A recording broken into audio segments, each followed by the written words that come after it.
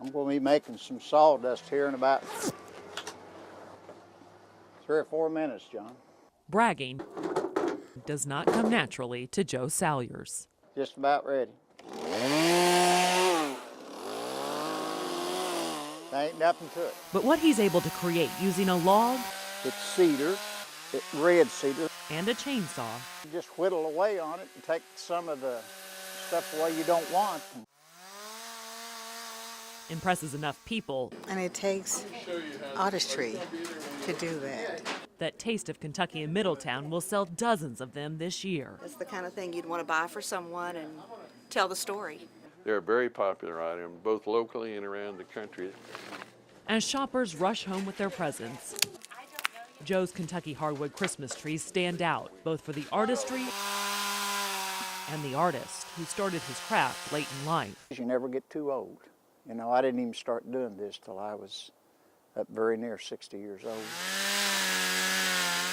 More than a decade later, he wields his tools with ease, even though one is missing.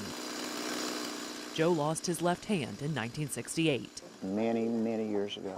in a mill accident. I've learned to do a whole lot of things that most folks might say, well, you can't do that with one hand. Joe learned to be an artist to make a gift for his wife and to show he could. I feel that God has given all of us the ability to adapt and accomplish whatever it is we set our heart to accomplish. In that way, Joe puts a piece of himself into every tree he creates. You can do about anything your heart desires if you have that desire. Each one That's my initials. marked with his signature and the date he created it. It's part of who they are. It's part of what they do. Well, that's the reason I sign them. They can turn it over 10 years from now and say, Joe Salyer's done that, and he made this one in 2013.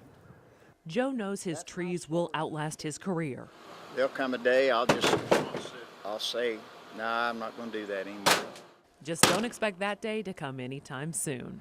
I'm 71, and I believe a man ought to work till he's 80 at least, don't you?